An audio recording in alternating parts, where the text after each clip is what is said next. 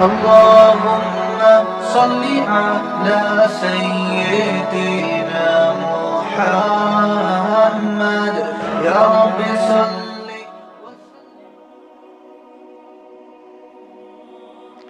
الحمدللہ نحمدہ ونصلی علی رسولہ الکریم. آج ہمارا تفسیر کا 12واں لیکچر ہے 12، ٹھیک ہے نا.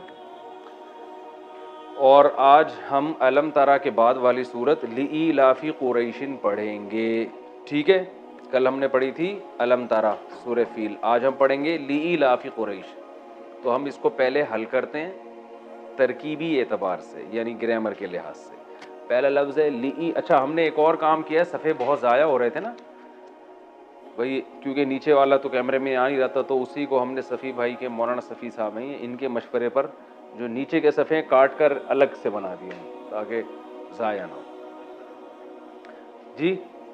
لیکن ہمارے یہاں جو بھی مشورہ، اور پھر لوگوں کے کمنٹس بھی آ رہے تھے صفحات ضائع ہو رہے ہیں، تو یہ اچھا کہ انہوں نے وہ کیا کہ ضائع ہونے سے بچا لیا. تو ہم نے وہی صفحات کاٹ کے، جب یہ ہوں گے تو پھر آگے نئے صفحات پہ چلیں گے. نیچے کے رہ جائیں گے ان کو کاٹ کے پھر دوبارہ لگا دیں گے. تو یہ سارا ثواب ان کے کھاتے میں جا رہا ہے. بس ہم سے ثواب ہی کے قائل ہیں، پیسے ویسے ہم مشورے کے دیتے نہیں. اچھا بھائی، لإیلاف قریش، لإیلافی، قرآن مجید سامنے رکھنا ہے، 15 لائنوں والا یا 16 لائنوں والا، اور ہمیشہ کے لیے پھر وہی رکھنا ہے. تو قرآن سامنے رکھ کے یہ آپ نے لیکچر سننا ہے.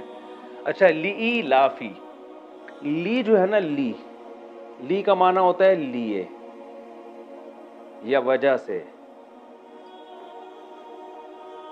وجہ سے بھی ہوتا ہے اس کا معنی، اس وجہ سے. جیسے ہم کہتے ہیں کہ لہذا، اردو میں لفظ استعمال ہوتا ہے لہذا. لہذا میں آپ مجھ سے پیسے مانگ رہے ہیں، لیکن چونکہ آپ کا ماضی کا ریکارڈ بہت خراب ہے، لہذا میں آپ کو پیسے نہیں دے سکتا. کیا مطلب لہذا؟ یعنی ہادہ کا معنی یہ جو میں نے ابھی وجہ بیان کی ہے، لی اس لیے، اس وجہ سے. کیسا خاندانی مثال ہو گئی نا، لہذا اس وجہ سے. ریزن یہ ہے کہ آپ کا ماضی کا ریکارڈ بہت خراب ہے، آپ نے جتنے بھی محلے والوں سے پیسے کھائے ہوئے آج تک کبھی واپس نہیں کیے، لہٰذا میں آپ کو پیسے، میں مثال وہی دیتا ہوں جو لوگ، ہر ایک جو بھگت چکا ہے نا ٹھیک ہے، جو سب بھگت چکے ہیں وہ والی مثال سمجھ میں آتی ہے نا لوگوں کے. لہٰذا آپ اس خوش فہمی میں مبتلا نہیں رہیے گا. تو لی کا معنی لیے، ہاذا کا معنی یہ جو وجہ میں نے ابھی بیان کی ہے. تو لی کا معنی وجہ سے بھی ہوتا ہے اور لی کا معنی لیے بھی. الحمدللہ ہے نا قرآن میں، الحمدللہ اصل میں تھا اللہ ہی کے شروع میں لی ڈال دیا، تو لی اللہ سے للہ. تمام تعریفیں ہیں کس کے لیے؟ اللہ کے لیے، ٹھیک ہے نا. تو للفقراء قرآن میں آتا ہے زکوٰۃ ہے کس کے لیے؟ للفقراء، فقراء کے لیے. فقیر کی جمع فقراء آتی ہے، فقیروں کے لیے زکوٰۃ.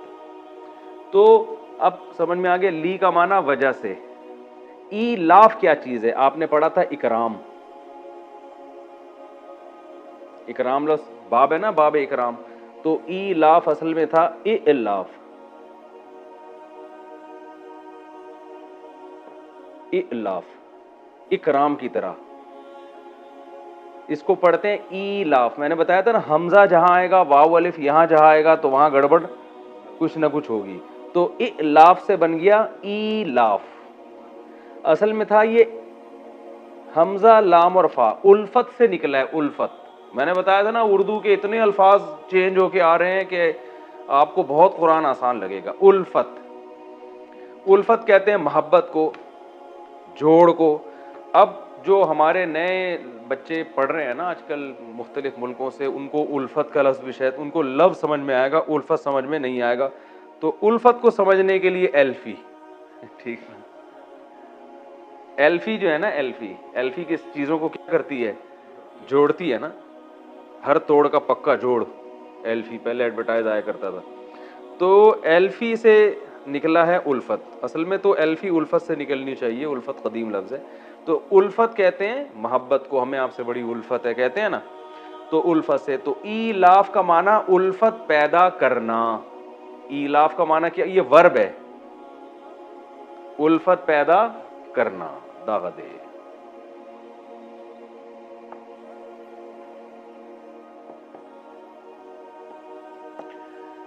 الفت کسے کہتے ہیں؟ دیکھیں ایک لفظ ہوتا ہے محبت، محبت تو لو کو کہتے ہیں، الفت محبت کو نہیں کہتے۔ آپ کو پتہ ہے جب کوئی چیز سمجھنا ہو تو اپوزٹ سے سمجھا جاتا ہے، اس کی اپوزٹ کیا ہوتی ہے؟ تو اپوزٹ ہے وحشت۔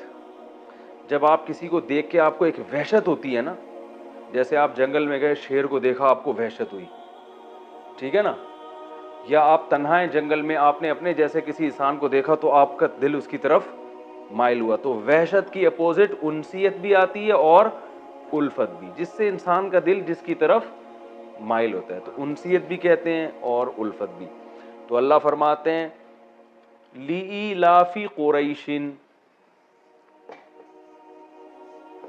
جیسے میں نے بتایا تھا غلام سے غلام زیدن، غلام زیدن کا معنی زید کا غلام، تو ایلاف قریشن قریش کو مانوس کرنا۔ ایلاف کا معنی کیا آتا ہے؟ الفت پیدا کرنا، قریش کے دل میں الفت پیدا کرنا، یعنی قریش کو مانوس کرنا کسی چیز سے۔ تو اللہ فرماتے ہیں قریش کو مانوس کرنے کی وجہ سے، یہ ترجمہ سمجھ میں آ گیا؟ قریش کو، ایلاف کا معنی الفت پیدا کرنا، الفت کسے کہتے ہیں؟ انسیت کو، یعنی مانوس کر دینا کسی کو کسی چیز سے، وحشت ختم کر دینا۔ یعنی اللہ فرماتے ہیں قریش کو کے دل میں جو وحشت تھی وہ ہم نے کیا کر دی؟ ختم۔ کس سے کر دی؟ وہ آگے آ رہا ہے، قریش کو مانوس کرنے کی وجہ سے، یہ اس کا لفظی ترجمہ ہوگا۔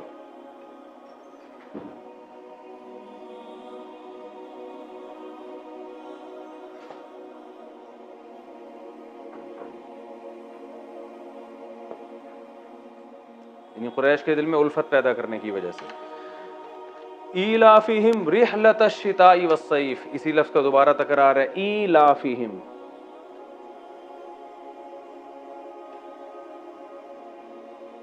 ایلافہم کیا تھا؟ وہی ایلاف، مانوس کرنا۔ ایلافہم، ہم کا معنی ہم، وہ سب لوگ، ان سب، یعنی مراد اس سے قریش ہے، ان سب کو مانوس کرنے کی وجہ سے، وہی اسی پر ہو رہا ہے۔ ایلافہم رحلۃ الشتاء، رحلہ کہتے ہیں سفر کو، ٹھیک ہے نا؟ رحلہ کسے کہتے ہیں؟ اردو میں اس سے ملتا جلتا کوئی لفظ استعمال ہوتا ہے؟ نہیں، مرحلہ، مرحلہ بھی اسی سے ملتا جلتا ہے لیکن وہ لوگوں کی سمجھ میں نہیں آئے گا۔ رحلہ بہرحال کسے کہتے ہیں؟ سفر کو، یعنی کوچ کرنا، اپنے علاقے سے موو کرنا۔ ہاں، بڑا زبردست خاندانی لفظ، وہ حضرت دامت برکاتہم رحلت فرما گئے ہیں، کہتے ہیں نا رحلت فرما گئے، کوچ کر گئے۔ اگر دامت برکاتہم نہ ہوتے میں کہتا پتلی گلی سے نکل گئے، لیکن شروع میں ہم نے دامت برکاتہم کہہ دیا، پھر ہم پتلی گلی بھی استعمال کریں، پھر یہ دامت برکاتہم کہنے کے خلاف ہے۔ تو کوئی اور ہے کہ وہ کچھ اگر ہم دامت برکاتہم نہیں کہتے، پھر رحلت فرمانے کا جیسا مہذب لفظی ہم استعمال کرتے، پھر کہتے مر گئے، ٹھیک ہے نا؟ تو رحلت بھی اور پتلی گلی جمع نہیں ہو سکتی۔ بہرحال ہم کہتے ہیں رحلت فرما گئے ہیں، یعنی کوچ کر گئے ہیں، ٹھیک ہے نا؟ اردو میں استعمال ہوتا ہے رحلت فرما گئے ہیں۔ تو اللہ فرماتے ہیں رحلت الشتاء، شتاء کہتے ہیں سردیوں کو، اور صیف کہتے ہیں گرمیوں کو، گرمیوں کے سیزن کو عربی میں صیف، صیف، اور سردیوں کو شتاء۔ اب دیکھیں اللہ فرماتے ہیں ان کو مانوس کرنا کس چیز سے؟ رحلت الشتاء، سردیوں کے سفر سے بھی اور گرمیوں کے سفر سے بھی، واو کا معنی اور۔ تو پوری آیت کا ترجمہ کیا ہوا؟ لِإِيلَافِ قُرَيْشٍ، قریش کو مانوس کرنے کی وجہ سے۔ یہ جملہ انکمپلیٹ ہے، آگے پھر اسی کو دہرا رہے ہیں کہ ان کو مانوس کرنے کی وجہ سے، کس چیز سے مانوس کرنا؟ سردیوں کے اور گرمیوں کے سفر سے۔ تو اس وجہ سے کرنا کیا چاہیے؟ یہ آگے آ رہا ہے، یہ انکمپلیٹ جملہ ہے نا، کمپلیٹ جملہ نہیں ہے، آدھا جملہ پہلے ہے آدھا بعد میں، کہ لِإِيلَافِ قُرَيْشٍ، قریش کو مانوس کرنے کی وجہ سے۔ پھر اللہ نے مانوس کرنے کے لفظ کو دوبارہ بتایا کہ آؤ ہم تمہیں بتاتے ہیں کس چیز سے مانوس کیا ہم نے۔ ان کو سردیوں اور گرمیوں کے سفر سے ہم نے مانوس کیا، اس کی وجہ سے۔ اس کی وجہ سے کیا ہونا چاہیے؟ یہ ہونا چاہیے. آگے اللہ نے فرمایا فَلْيَعْبُدُوا.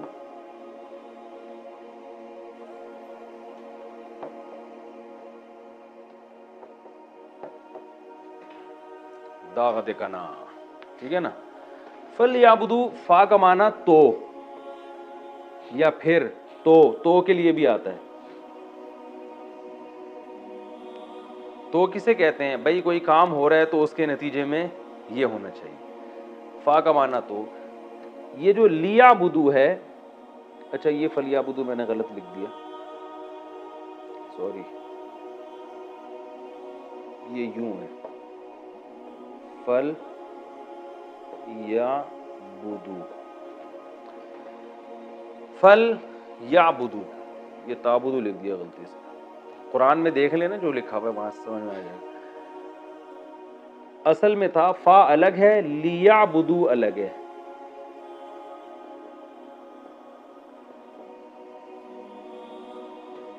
لیعبدو ینصرو کی طرح ہے یا نہیں ہے؟ ینصرو, ینصرانی, ینصرونا, تو رونا کے آخر میں نون غائب ہے. میں نے کہا تھا یہ نون کبھی آئے گا کبھی نہیں آئے گا. تو اور لی کا معنی کیا ہوتا ہے؟ شڈ. لی یضرب, اسے چاہیے کہ وہ مارے. تو لیعبدو, انہیں چاہیے کہ وہ عبادت کریں, وہ ان سب مردوں کو. لیعبدو, لیعبد, لیعبدا, لیعبدو, ان سب کے لیے استعمال ہوگا. اب جو ہے نا, جب فالی اصل میں تھا فالی یعبدو, تو ملا کے اس کو پڑھا جاتا ہے فل یعبدو. اب فالی یا کون ایسے وہ کرے گا نا, تو اس کو پڑھا کیا جاتا ہے فلی یعبدو کا ان شارٹ یوں پڑھا جاتا ہے فل یعبدو. تو اصل میں یہ اسٹرکچر ہے لیعبدو, انہیں چاہیے کہ وہ عبادت کریں. تو فل یعبدو. اچھا اگلا پیج, ان کو پھاڑ کے پھر اور پرچیاں بنا لیں, کیا خیال ہے؟ تو آخر میں سگریٹ کی پرچیاں بن جائیں گی پھر وہ. تو پان گٹکے والوں کو دے دیے گا بھائی, یہ ضائع ہونے سے بچاؤ, اسی میں پان لپیٹ کے دے دیا کرو. مبارک پیجز ہیں, تفسیر کے بچے ہوئے ہیں, لیکن پھر پان میں استعمال نہیں ہونے چاہیے. فَلْيَعْبُدُوا رَبَّ هَذَا الْبَيْتِ.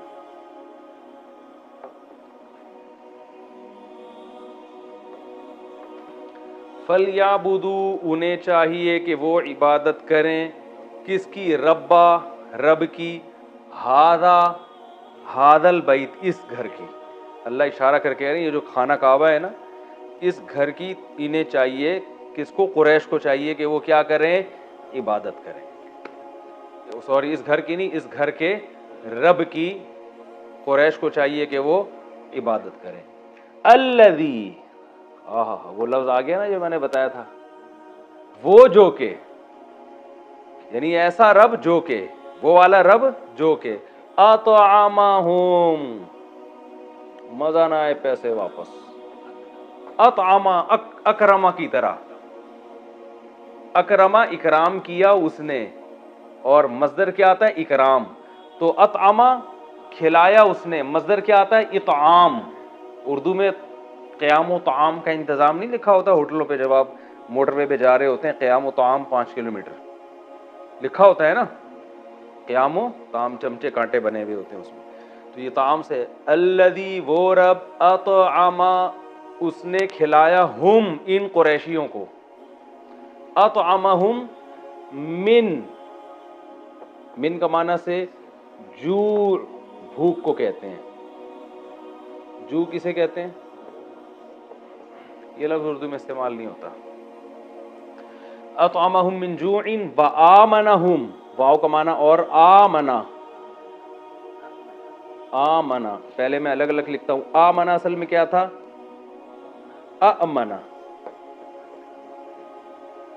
اکرما کی طرح نا, اس کا معنی ہوتا ہے امن میں دے دینا. امن سے نکلا ہے, اردو میں امن کمیٹی دیکھی ہے نا آپ نے,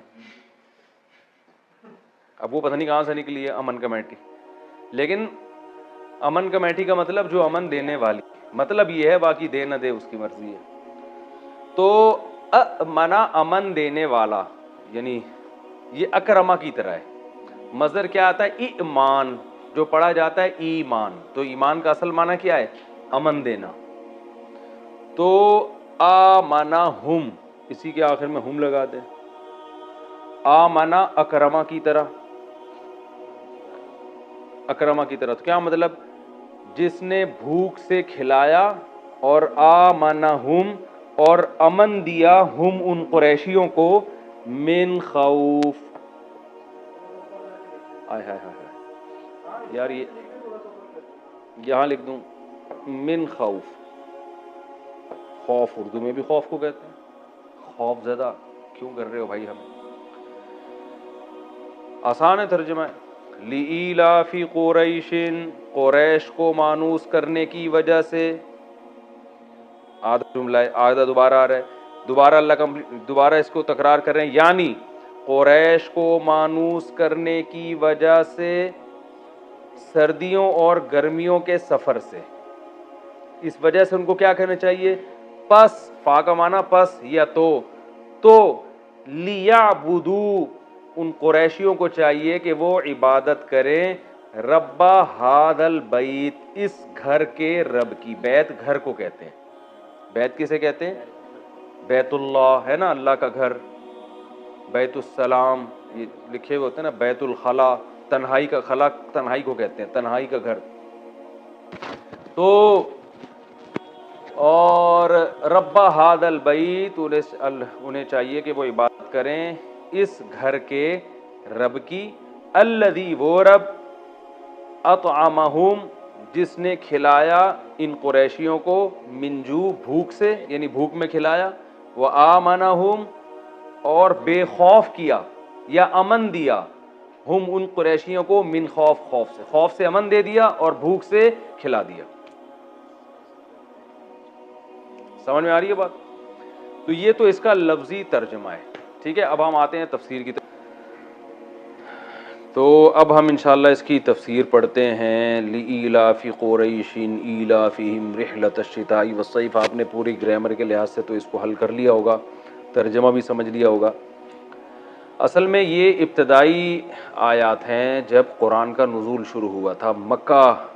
مکہ میں رسول اللہ صلی اللہ علیہ وسلم نے جب اپنی دعوت کا آغاز کیا تو اللہ تعالیٰ نے عربوں کو بتایا کہ دیکھو تم جو اس گھر کے رکھوالے ہو، اس کی وجہ سے دنیا میں تمہاری کتنی عزت ہوتی ہے. آپ کو پتہ ہے مکہ کی سرزمین ایک ایسی سرزمین تھی، بواد غیر ذی زرع، جس میں زراعت بھی نہیں تھی، کچھ بھی نہیں تھا، خشک، اور ایک بس زمزم کا پانی تھا وہاں پہ. دور دراز کنویں ہوا کرتے تھے. تو ابراہیم علیہ السلام نے اللہ کے حکم پہ اس جگہ کو آ کے آباد کیا. ورنہ آج بھی آپ جب جاتے ہیں نا جہاز سے، تو آپ کو پتہ ہے مکہ آنے سے پہلے جہاز میں آپ کو بہت لمبے لمبے صحرا نظر آتے ہیں، اور ریگستان ہے اور کچھ بھی نہیں ہے. یعنی وہ جگہ رہنے کے لائق ہے نہیں. وہ تو اب پیٹرول دریافت ہو گیا تو لوگ وہاں رہ رہے ہیں. تو اب ان عربوں کو کیا تھا کہ بھائی یہ معیشت کیسے چلے، ان کی تجارت کیسے ہو. تو معیشت کے لیے اللہ نے کیا کیا، ان کے لیے سفر کو آسان بنا دیا. کیسے آسان بنایا وہ میں بھی بتاتا ہوں. تو وہ لوگ یمن میں جایا کرتے تھے. یمن بہت خوبصورت جگہ ہے. یمن میں جو ہے وہ پیداوار بھی بہت ہے، لیکن یمن ہے گرم ملک اور شام ہے ٹھنڈا. شام تو ایسا ہے، میں تو ترکی گیا ہوں نا، تو وہیں کے قریب شام ہے. تو ترکی کے وہ ایریاز جو شام کے بارڈر کے بالکل قریب ہیں، تو ہم وہاں بھی گئے تھے. تو کیا عجیب شام سے جو ہوائیں آتی ہیں، وہاں ہمیں اندازہ ہوا کہ کس قدر جو اللہ نے قرآن میں تعریف بھی کی ہے نا شام کی، ارض مقدس قرار دی اللہ نے اس کو، برکت والی زمین قرار دی ہے. تو وہاں کا زیتون اور وہاں کی ہوائیں، اور وہاں بہت نظر آتا ہے کہ اللہ کی برکتیں. تو پیداوار بہت ہے، موسم بہت اچھا ہے، ہوا بہت صاف ہے. تو عرب کیا سفر کرتے تھے سال میں. سردیوں میں سفر کرتے وہ یمن کا، کیونکہ یمن گرم ملک ہے تو سردیوں میں تھوڑا سا نسبتاً موسم بہتر ہوتا تھا. اور گرمیوں میں سفر کرتے تھے شام کا. شام ٹھنڈا ملک ہے تو گرمیوں میں اس کا موسم معتدل ہوتا تھا. تو یہ دو قافلے ان کے جایا کرتے تھے. اب آپ کو پتہ ہے کہ اس زمانے میں راستے بڑے خطرناک ہوتے تھے، ڈاکو اور یہ سب چیزیں، اتنی سیکیورٹی کا انتظام تو نہیں ہوتا تھا. تو ان کی تجارت اسی سے چلتی تھی. جو زیادہ تجارت کرتے وہ مالدار تھے. حضرت عثمان جیسے مالدار تھے، عبد الرحمن ابن عوف جیسے مالدار تھے. تو عرب کے جو مشرکین ہیں یہ دو سفر کیا کرتے تھے، جس سے ان کی تجارت بھی پھلتی تھی اور یہ پھر مکہ میں جینے کے قابل بھی ہوتے تھے. تو اس زمانے میں اتنے لمبے سفر آسان نہیں تھے، لیکن اللہ نے بیت اللہ کی وجہ سے عربوں کی عظمت لوگوں کے دلوں میں ڈال دی تھی. جب یہ یمن جاتے تو راستے میں جب لوگوں کو پتہ چلتا کہ قریش کا قافلہ جا رہا ہے، اور خاص طور پہ عربوں میں قریش چونکہ کعبہ کے متولی تھے نا، تو ان کی تو بہت زیادہ عزت ہوتی تھی. یہ ابراہیم علیہ السلام کی آل اولاد میں ہیں اور یہ بیت اللہ کے کیا ہیں، رکھوالے ہیں، تو ان کی بہت عزت ہوتی تھی. تو اس عزت کی وجہ سے راستے میں ان کو کوئی چھیڑتا نہیں تھا، اور ان کو ریٹ بھی صحیح لگتے تھے، اور ان کی عزت بھی ہوتی تھی بھائی کہ یہ اللہ کا گھر ہے. کیونکہ غیر مسلم بھی بہرحال مانتے تھے، ان کے دل میں یہ بات تھی کہ یہ اللہ کا گھر ہے، تو عزت ہوتی تھی. عزت تکریم کے ساتھ یہ واپس آتے تھے. تو اللہ نے اس نعمت کا ذکر کیا ہے، عربوں کو بتایا کہ دیکھو تم محمد صلی اللہ علیہ وسلم پر ایمان نہیں لاتے، بتوں کی عبادت کرتے ہو، تمہاری جو دنیا میں عزت ہے اور تمہاری جو تجارتیں چل رہی ہیں اور تمہیں جو عزت مل رہی ہے، تمہاری جو معاشی ترقی ہے، وہ تو اس خانہ کعبہ کی وجہ سے ہے. تو اللہ نے تمہارے لیے 2 سفر کو مانوس کر دیا. مانوس کا معنی آسان بنا دیا. سفر ایک وحشت ہوتی ہے انسان کو جنبی جگہ جاتے ہوئے، لیکن اللہ فرماتے ہیں لإیلاف قریش، قریش کو مانوس کرنے کی وجہ سے، یعنی سردی اور گرمی کے دونوں سفر قریش کے لیے ہم نے جو مانوس کر دیے، قریش کو ان سے انسیت پیدا کر دی، وحشت ختم کر دی. تو اس وجہ سے قریشیوں کو بھی چاہیے کہ اب شکر کریں، کیونکہ یہ اس بیت اللہ کی وجہ سے ان کی تعظیم ہو رہی ہے دنیا میں. فَلْيَعْبُدُوا رَبَّ هَذَا الْبَيْتِ، تو ان کو چاہیے اس بیت اللہ کے رب کی عبادت کریں، شرک نہ کریں، اس کے احکام کو فالو کریں کہ تمہاری جو عزت ہے دنیا میں وہ اس بیت اللہ کی وجہ سے ہے. تو تمہیں بھی تو چاہیے کہ بت پرستی چھوڑو اور محمد صلی اللہ علیہ وسلم کی دعوت پر لبیک کہو. اور اللہ نے فرمایا کہ رحلۃ الشتاء والصیف، سردی گرمی کے سفر کو اللہ نے آسان کر دیا. فَلْيَعْبُدُوا رَبَّ هَذَا الْبَيْتِ، اور اس رب کے ایک احسان یہ بھی ہے الذی اطعمہم من جوع، وہ رب جو اس گھر کا رب ہے نا، جس گھر کی وجہ سے تمہاری دنیا میں عزت ہو رہی ہے، اس گھر کا جو مالک ہے اس نے تم پر 2 احسان کیے اس تجارت کی وجہ سے. اطعمہم من جوع، بھوک میں تمہیں کھلایا، ورنہ یہاں تم مر جاتے ایڑیاں رگڑ رگڑ کے. وآمنہم من خوف، اور خوف سے تم کو امن بخشا. تمہارے پاس تو کوئی مضبوط حکومت نہیں ہے، کوئی مضبوط آرمی نہیں ہے، کوئی سیکیورٹی، کوئی پاور ہی نہیں ہے، کوئی ٹیکنالوجی نہیں ہے، کچھ بھی نہیں ہے، تو تمہیں تو لوگ ویسے ہی آگے کھا جائیں، اور سفر پہ جاؤ گے تو ویسے ہی لوٹ لاٹ کے لے جائیں تمہیں. لیکن تمہیں خوف سے بھی اللہ نے کیا دے دیا، امن. ساری دنیا میں لڑائیاں پھڈے ہو رہے ہیں اور تم یہاں حرم میں آرام سے بیٹھے ہوئے، کیونکہ باہر سے بھی لوگ آتے تھے نا، حرم کا احترام کرتے تھے، بھائی یہاں جھگڑا نہیں کرنا. تو اللہ فرماتے ہیں یہ 2 نعمتیں تمہیں مفت میں مل گئی ہیں، تجارتی ترقی بھی ہو رہی ہے تمہاری، اور امن بھی یہاں اللہ نے قائم کر دیا. تو اس کے شکر کا تقاضا یہ ہے کہ فَلْيَعْبُدُوا، تمہیں چاہیے کہ تم عبادت کرو رب ھذا البیت، اس گھر کے مالک کی. تو یہ اس صورت کا اصل خلاصہ ہے. اب اس میں علمی نقطے کیا نکلتے ہیں، اسباق کیا ملتے ہیں. پہلا سبق تو ہمیں یہ ملتا ہے کہ سفر کو آسان بنا دینا یہ اللہ کی بہت بڑی نعمت ہے. سفر کو آسان بنا دینا یہ اللہ کی بہت بڑی نعمت ہے. آپ کو پتہ ہے جب حالات خراب ہوتے ہیں انسان گھر سے نکلتے ہوئے ڈرتا ہے. تو اگر سفر کسی قوم کے لیے آسان ہو گیا، آج بھی دنیا کے لیے سفر آسان ہے، لمبے لمبے سفر ہو رہے ہیں، ایسے جہازوں میں بیٹھتے ہیں، آرام سے اتر جاتے ہیں، تھوڑا بہت ایئرپورٹ پہ تلاشی ہوتی ہے، جیب میں کوئی نسوار گٹکا مٹکا تو نہیں ہے، ٹھیک ہے نا، چرس ہیروئن تو نہیں ہے، بس یہ ہو اور چلو بھائی نکلو. تو یہ اللہ کی نعمت ہے سفر کو آسان بنا دینا. دوسرا ہمیں اس سے یہ پتہ چلتا ہے کہ تجارت کی اللہ کی نظر میں کتنی بڑی ویلیو ہے. اللہ نے جب قریش پر انعام کرنے کا ارادہ کیا، اور انعام کیا ان کی معاشی ترقی ہو اور بھوک ان کی ختم ہو، تو اس کے لیے ملازمت کو پسند نہیں کیا گیا، بلکہ کس کو پسند کیا گیا ہے، بزنس کو. میں نے پورا اس پر کئی دفعہ بیان کر چکا ہوں، 1-1 گھنٹے کے میرے بیانات ہیں کہ اسلام میں بزنس کو فوکس کیا گیا ہے، جاب کو اور ملازمت کو بزنس کے مقابلے میں پسند نہیں کیا گیا. معاشی ترقی اگر آپ چاہتے ہو، آپ اپنا بزنس اسٹارٹ کرو. سمجھ رہے ہیں کہ نہیں سمجھ رہے ہیں؟ جاب کریں گے، آپ کی محنت کو آپ کا باس کیش کرائے گا، آپ کی کمپنی کیش کرائے گی، آپ کو لگی بندی تنخواہ ملے گی، آپ کماؤ پوت کہلائیں گے کہ ہمارا بیٹا 1-1.5 لاکھ روپے تنخواہ لے کے آتا ہے, ماشاءاللہ بہت اچھی زندگی گزر رہی ہے. آپ کو یہ پتہ نہیں ہے کہ بھائی آپ کی محنت کو کیش کون کرا رہا ہے؟ کمپنی. وہ کروڑوں روپے کما رہے ہیں آپ سے. تو جب تک کوئی بڑا ہدف سامنے نہ ہو, کسی کا کوئی ویژن ہو, اس ویژن کا حصہ بننے کے لیے آپ جاب کرتے ہیں, پھر تو ٹھیک ہے. جیسے دینی مدارس, ایک ان کا ویژن ہے دین کو دنیا میں غالب کرنا, تو وہاں جو اساتذہ ملازمت کر رہے ہیں وہ تو اس بڑے ویژن کی تکمیل کے لیے ملازمت کر رہے ہیں, وہ ٹھیک ہے. آرمی میں جو لوگ جاب کرتے ہیں, ملک کا ڈیفنس ایک بہت بڑا ویژن ہے, تو وہاں جاب کرنا اس لیے اچھے کام ہے کہ بھئی وہ ایک ڈیفنس کا یعنی ایک ویژن کا حصہ ہیں, کیونکہ وہاں اس طرح جاب کیے بغیر پھر وہ سیٹ اپ چل نہیں سکتا. لیکن نارملی یہ ٹیچر کی جو جاب ہے وہ بھی ایک اچھی ہے, اس لیے کہ تعلیم کو فروغ دینا ایک اچھا ویژن ہے. تو اس ویژن کے لیے ضروری ہے کہ جو ہے یعنی ٹیچر بھی ہونے چاہیے. لیکن ایک نارملی ایک عام حالات میں ایک کمپنی کا کوئی ویژن نہ ہو, اس کا مقصد ہے اپنا پیٹ بھرنا. یہ جو بڑی بڑی کمپنی ہیں ان کا کوئی انسانیت کی خدمت مقصد تھوڑی ہوتا ہے, ان کا مقصد کیا ہوتا ہے؟ پیڑ بھرنا, پیسہ کمانا. تو جب ان کا ویژن پیسہ کمانا ہے تو آپ کا ویژن بھی پیسہ کمانا ہونا چاہیے. ہاں پیسے کمانے سے مقصد آپ کا اچھا ہو, صرف پیٹ بھرائے پیٹ نہ ہو. تو اس میں آپ نے کیا کرنا ہے؟ جاب پر بزنس کو ترجیح دینی. قرآن میں اس کی بہت ساری مثالیں ملتی ہیں. قرآن جہاں بھی اللہ کے فضل کی بات کرتا ہے تو بزنس کی بات کرتا ہے. اللہ فرماتے ہیں سمندر کو مسخر کیا تاکہ تم اللہ کی روزی تلاش کرو. تو صحابہ بزنس کرتے تھے, سمندر کے سفر میں مال لے کے جاتے تھے, مال لے کے آتے تھے. اللہ نے قرآن میں کیا فرمایا صحابہ کو کہ تم جب تہجد پڑھتے ہو تو ساری رات پڑھنا مشکل ہے تمہارے لیے, کیونکہ دن میں تم نے جہاد بھی کرنا ہے, یضربون فی الارض مزاربت بھی کرنی ہے, تو مزاربت بھی بزنس ہے. تو کمانے کا جہاں قرآن میں تذکرہ آتا ہے بزنس بزنس, تجارت تجارت.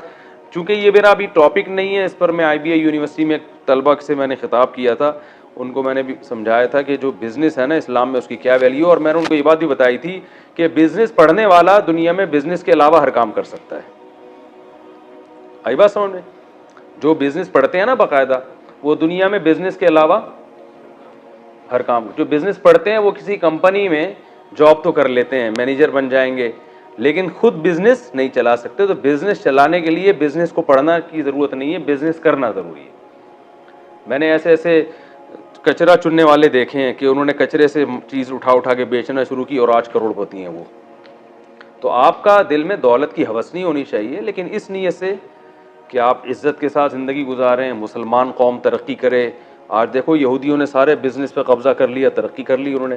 ہم کماؤ پوت بنے ہوئے ہیں, دفتروں میں جاتے ہیں صبح ٹائی وائی صحیح کر کے, آج باس کی چاپلوسی الگ کرنی پڑتی ہے, ٹھیک ہے نا, اور وہ لگی بندی تنخواہ دے رہا ہوتا ہے. جب اس کا دل چاہتا ہے اٹھا کے کک آؤٹ, چلو بھائی پتلی گلی سے نکلو, پھر جا کے اس کے پاؤں پکڑ رہے ہوتے ہیں سر. تو انسان, اللہ چاہتے ہیں کہ انسان اللہ کا محتاج ہے. مجبوری میں ایک الگ بات ہے, لیکن ترجیح اس کو دینی چاہیے بزنس کو.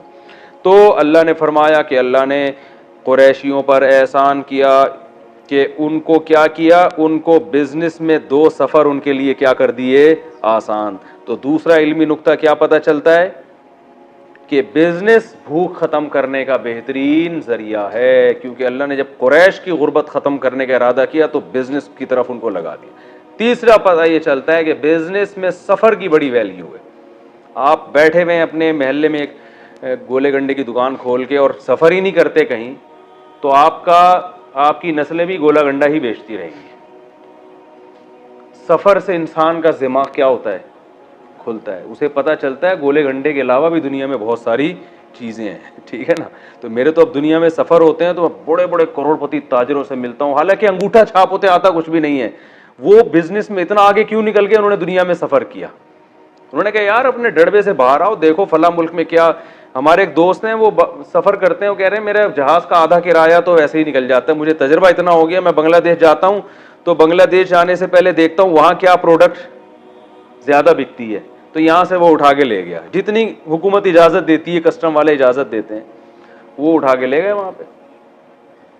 تو وہاں جب لے گئے تو وہ کچھ بیچ دیا, وہاں سے جب واپس آ رہے ہیں تو دیکھا یہاں کیا مہنگا ہے اور وہاں سستا ہے, تو وہاں سے سستی چیز اٹھا کے بیگ میں اپنے ساتھ یہاں لیا, یہاں بیچ دی.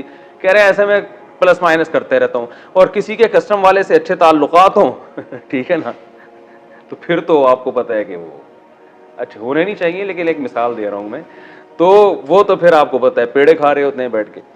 تو سفر کا بھی اہمیت کا پتہ چلتا ہے کہ اللہ فرماتے ہیں یہ یمن کے کتنا دور ہے یمن اور کتنا دور ہے شام سعودی عرب سے. اللہ فرماتے ہیں تم سفر کرتے ہو, لیکن کرتے تھے سفر تو اس سے ان کی تجارت میں ترقی ہوتی تھی, زیتون لاتے تھے وہاں سے, انجیر لاتے تھے اور پتہ نہیں کیا کیا چیزیں لاتے تھے. تو آپ بھی مسلمانوں کو بھی چاہیے کہ بھائی بزنس کو فوکس کریں اور اس کے لیے کیا کریں, سفر کریں. جائیں پہلے ایک دم یمن نہ پہنچ جائیں, ٹھیک ہے نا, بلکہ پہلے چھوٹے موٹے سفر کراچی سے کبھی جائیں, لاہور میں جا کے دیکھیں کیا ہو رہا ہے یہاں پہ مارکیٹوں میں جو ہے نا, پھر لاہور سے یہاں آئیں, تھوڑا سا ہلیں جلیں گے تو انشاءاللہ رزق کے دروازے کھلیں گے اور پہلے دن سے ہی درخت پہ نوٹ اگنا نہیں شروع ہو جائیں گے, ٹھیک ہے نا. تو ساری پالیسی بنا کے تجربے سے ہوتے ہوتے دیکھو آپ کہاں سے کہاں اللہ آپ کو پہنچائے گا. تو اللہ یہ تیسرا نمبر میں نے بیان کیا, تیسرا نمبر. چوتھا نمبر کہ دین کی وجہ سے اگر کوئی عزت آپ کو ملی ہو تو پھر آپ پر اللہ کا شکر زیادہ واجب ہو جاتا ہے.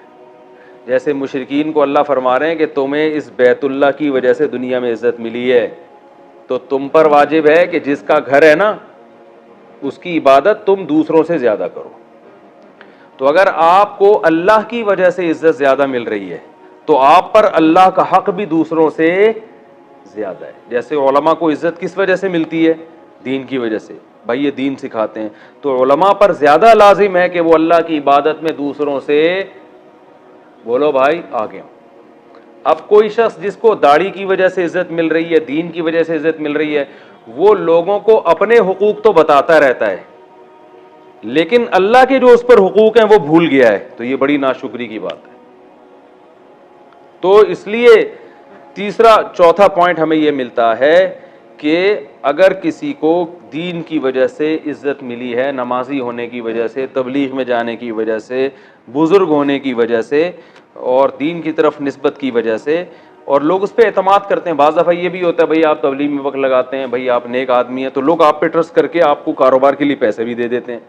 تو یہ بھی تو دین کی وجہ سے عزت ملی نا کہ لوگ آپ پہ ٹرسٹ کر رہے ہیں آپ کی داڑھی دیکھ کر. تو آپ پر پھر لازم ہے کہ آپ دوسروں سے زیادہ اللہ کے حکم کو فالو کریں کہ یار میرے دین کی وجہ سے لوگ میرا اکرام کر رہے ہیں, لوگ جو ہے مجھ پر اعتماد کر رہے ہیں, تو پھر میرے ذمہ زیادہ ضروری ہے کہ میں اللہ کا دوسروں سے زیادہ شکر ادا کروں. تو کتنے پوائنٹ ہو گئے؟ 4. پانچواں پوائنٹ خاص طور پہ عربوں کے لیے کہ اللہ قریشیوں سے کہہ رہے ہیں کہ تمہاری جو معاشی ترقی ہے نا یہ اس بیت اللہ کی وجہ سے. تو آج سعودی عرب کی معاشی ترقی بھی کس وجہ سے ہے. اگر بیت اللہ نہ ہو کوئی جائے گا سعودی عرب؟ 40-50 لاکھ لوگ جو حج کرنے جا رہے ہیں, کوئی پوچھے گا ان کو کیا ان کے پاس کوئی ٹیکنالوجی ہے, کوئی بڑے بڑے ڈاکٹر ہیں ان کے پاس, کوئی بڑے بڑے سائنسدان ہیں, ہے کچھ؟ یا وہ جو سرزمین ہے وہ مری اور کوہ ہمالیہ کی طرح خوبصورت ہے؟ ایسا بھی نہیں. جاؤ پہاڑ, مکہ میں کالے کالے پہاڑ ہیں, وہ ہمیں خوبصورت لگتے ہیں, اللہ کے گھر ہے وہاں پہ, ایک عجیب وحشت ہے ان میں, لیکن زمینی لحاظ سے وہاں پر کوئی ایسی انٹرٹینمنٹ کی چیز نہیں ہے, نہ کوئی بڑے خوبصورت چشمے ہیں وہاں بہتے ہوئے. وہاں لوگ اس جگہ سے محبت کرتے ہیں کس کی وجہ سے؟ بیت اللہ کی وجہ سے. تو جیسے اللہ مشرکین مکہ کو کہہ رہے ہیں کہ اس بیت اللہ کی وجہ سے دنیا میں تمہاری عزت ہے, تو تمہیں بھی چاہیے کہ کس کے حکام کو فالو کرو؟ اللہ کے. تو خاص طور پر اس آیت میں عربوں کو خطاب خاص طور پر ہے کہ تمہیں جو دنیا میں عزت ملی ہے, آج بھی سعودی عرب کی معاشی ترقی میں بیت اللہ کا سب سے بڑا کردار ہے. دنیا وہاں جاتی ہے تو ظاہر ہے شاپنگ بھی ہوتی ہے, خریداری بھی ہوتی ہے, اور اس کی وجہ سے آپ دیکھیں ان کے ہوٹلوں کے کرائے کتنے, اور ان کی جو ہے نا ان کی تجارتیں کتنی چل رہی ہیں. تو اللہ, اور پھر امن و امان بھی بیت اللہ کی وجہ سے. وہاں لوگ جاتے ہیں حاجی جب اتنی بڑی تعداد میں, لڑائی نہیں کرتے, کیونکہ اللہ نے قرآن میں کیا فرمایا کہ فلا رفث ولا فسوق, کہ حج میں بھائی تم نے کوئی جھگڑا نہیں کرنا, کوئی پھڈے بازی نہیں کرنی, اتنا بڑا کراؤڈ ہوتا ہے مگر سب اپنی زبانوں پہ کنٹرول کرتے ہیں, بھائی یہاں کوئی پھڈے بازی نہیں ہوگی, بھائی یہاں کچھ نہیں ہوگا, امن کے ساتھ. تو اللہ نے ان کو بیت اللہ کی وجہ سے امن بھی دے دیا, اور اللہ نے ان کو بیت اللہ کی وجہ سے ان کی معاشی لحاظ سے ترقی بھی دے دی. تو ان پر بھی ان پر ہم سے بھی زیادہ اللہ کا شکر واجب ہے, ہم پر بھی واجب ہے لیکن ان پر ہم سے بھی زیادہ واجب ہے. ان کے ملک کو ترقی کی بہت بڑی وجہ بیت اللہ ہے. تو اللہ نے ان سے بھی خاص طور پر اس آیت میں گویا خطاب ہو رہا ہے کہ تم اگر شریعت کے حکام کو فالو نہیں کرو گے تو دوسری قوموں کی نسبت تم پر پہلے عذاب آئے گا. یہ کون سا نقطہ ہے؟ 5واں نقطہ ہو گیا. 6واں نقطہ کہ امن اور معاشی ترقی. پہلے تو میں نے ایک نقطہ بیان کیا تھا کہ معاشی ترقی میں سب سے بڑا کردار کس چیز کا ہے؟ تجارت کا. اب ایک نقطہ اس میں یہ بھی ہے کہ سفر بھی اللہ کی نعمت, وہ بھی میں نے بتایا. ایک نقطہ اس میں یہ بھی ہے کہ معاشی ترقی اور بے خوفی بذات خود اللہ کی ایک بہت بڑی نعمت ہے, لہذا اس کو بھی حاصل کرنے کی کوشش کرنی چاہیے. یہ خود ایک اللہ کی بہت بڑی نعمت ہے اگر کسی قوم کو مل جائے, کیونکہ اللہ اس کو بطور نعمت کے بیان کر رہے ہیں. تو جو نعمت ہوتی ہے اس کے حصول کی کوشش بھی کرنی چاہیے نا. تو اس میں ان دینداروں پر بھی رد ہے جو مسلمانوں کی معاشی ترقی کے لیے کوشش, بولو بھائی, نہیں کرتے. وہ کہتے ہیں بھائی دنیا مسافر خانہ ہے, 2 نوالے بھی مل گئے تو ٹھیک ہے. یقیناً مسافر خانہ ہے. ایک اللہ کی طرف سے آپ پہ اگر کوئی غربت آئی ہے تو صبر کرنا چاہیے, مسافر خانہ ہے. لیکن ایک غربت وہ ہوتی ہے جو آپ کی حماقتوں سے ہوتی ہے, آپ ہلتے ہی نہیں ہیں, جلتے ہی نہیں ہیں, پڑے ہوئے ہیں گھر میں, اور جب تانے کوسنے ملتے ہیں آپ کو کہ بھائی کچھ کرو, جا کے کچھ ترقی کرو, تو آپ کہتے ہیں دنیا کیا ہے؟ مسافر خانہ. ٹھیک ہے, تو اپنی سستی کہاں ڈال دیتے ہیں؟ مسافر خانے. تو مسافر خانے کا مطلب یہ ہے کہ آپ نے اپنی طرف سے ترقی کی کوشش کرنی ہے, کیونکہ نبی صلی اللہ علیہ وسلم نے فرمایا المؤمن القوی خیر من المؤمن الضعیف. بعض جو ہمارے بزرگوں کے قناعت کے واقعات آتے ہیں نا, تھوڑے میں قناعت کی ہے, وہ تھوڑے میں قناعت کر کے اپنی صلاحیتوں کو پھر کسی دوسرے اچھے ویژن پہ خرچ کر رہے ہوتے ہیں. مثال کے طور پر اللہ ان سے دین کا کوئی ایسا کام لے رہا ہوتا ہے, اتنا بڑا کام کہ اگر وہ اس کام کو چھوڑ کر تجارت کی طرف آئیں تو اہم کام ان سے چھوٹ جائے گا اور صرف معاشی ترقی ہاتھ میں آ جائے گی.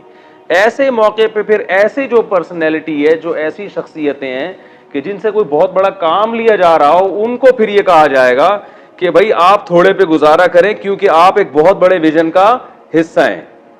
لیکن نارملی کچھ کرنا دھرنا ہے ہی نہیں ہے, بھائی پڑے ہوئے ہیں گھر میں سارا دن, اور جب کہا جاتا ہے کہ کچھ کماؤ, کچھ کرو, جا کے کچھ پڑھو, کچھ ترقی کرو, تو جواب میں کہتے ہیں دنیا مسافر خانہ ہے, ایک دن مرنا ہے, 2 نوالے جو مقدر کے ہوں گے وہ تو مل کے رہیں گے. تو یہ قناعت نہیں ہے, یہ کیا ہے؟ اٹ از کالڈ سستی. پیسو وائز ہے نا, اس کو کیا کہا جاتا ہے؟ سستی. تو یہ نہیں ہے. ہاں جو ہمارے اکابر کے قناعت کے واقعات ہیں, تھوڑی تنخواہوں میں گزارا کیا, اور وجہ, اور ان کو کاروبار کی طرف اس لیے نہیں گئے کہ وہ کہتے تھے ہمارا وقت ایسا ہے کہ اگر ہم یہ دین کا کام چھوڑ کر اس طرف گئے تو پیسہ تو کما لیں گے مگر یہ اہم کام ہم سے رہ جائے گا. اسی وجہ سے رسول اللہ صلی اللہ علیہ وسلم نے نبوت سے پہلے تجارت کی, مگر آپ نے نبوت کے بعد تجارت نہیں کی ہے. لیکن یہ ہر ایک کے لیے نہیں ہے. وجہ اس کی یہ تھی کہ نبی کا جو مشن تھا وہ اتنا اس میں آپ مصروف تھے کہ آپ کے پاس تجارت کا وقت نہیں تھا. تو اللہ نے پھر آپ سے وعدہ کیا کہ اللہ نے آپ کا رزق اپنے ذمے لے لیا ہے, جو آپ کی ذمہ داری ہے آپ اپنے آپ کو اس میں کھپا دیں. پھر نبی نے فرمایا جعل رزقی تحت ظل رمحی, اللہ نے میری رزق جہاد میں رکھ دی ہے, مال غنیمت سے جو آئے گا بس میں اس پہ گزارا کروں گا. تو آپ صلی اللہ علیہ وسلم کو کبھی کوئی ہدیہ دے دیا کرتا تھا, اس پہ گزارا ہوتا تھا, مال غنیمت سے جو آ جاتا اس پہ گزارا ہوتا, کچھ بھی نہیں ہوتا تو آپ بھوکے رہتے. آپ فرماتے کوئی بات نہیں, کچھ بھی نہیں ہے. آپ کی بیویوں نے کہا کہ ہمیں بھی چاہیے مال, تو آپ نے فرمایا کہ بھائی اسی طرح غربت میں رہنا ہے تو رہو, ورنہ میں تمہیں فارغ کر دیتا ہوں, کسی اور سے نکاح کرو. وجہ کیا ہے کہ ایک بڑا مشن ہے. تو یا تو آپ ایسے مشن میں ہو نا کہ مشن امپاسبل میں آپ جو ہے نا بہت بڑے مشن میں ہو اور آپ کے پاس کمانے کا ٹائم نہیں ہے, اور آپ کی بیویوں میں بھی اتنا توکل ہے کہ جب گھر میں فاقے آئیں گے تو وہ بھی کہیں گے کوئی بات نہیں, آپ اتنے بڑے کام میں مشغول ہیں, تو کوئی کھانے وانے کی فکر چھوڑیں, بھوکے رہ لیں گے ہم. تو ظاہر ہے ایسے بیویاں بھی مارکیٹ سے شارٹ ہیں, اولادیں بھی, اور خود بھی آپ ایسے ہیں نہیں, اتنا کون لگا ہوتا ہے. ہاں ہم نے بڑے بڑے علماء دیکھے ہیں جو کر رہے ہوتے ہیں گزارا, لیکن نارملی جو شریعت کا حکم ہے وہ وہی ہے جو میں نے بیان کیا کہ معاشی ترقی اللہ کی ایک نعمت ہے, تو عام آدمی کو اس ترقی کی کوشش کرنی چاہیے.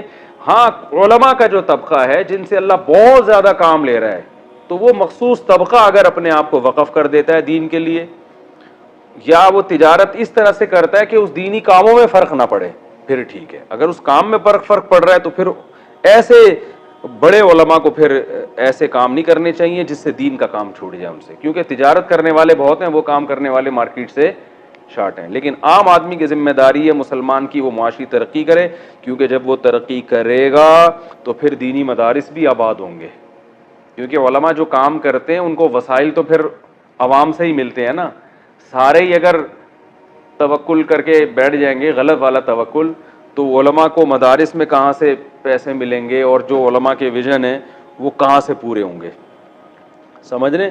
تو اس آیت میں ہمیں معاشی ترقی کی اہمیت کا بھی پتہ چلتا ہے, اور امن کی ویلیو کا بھی پتہ چلتا ہے کہ امن بھی بہت, اس کی بھی بڑی ویلیو. اللہ تعالیٰ سمجھنے کی عمل کی توفیق عطا فرمائے.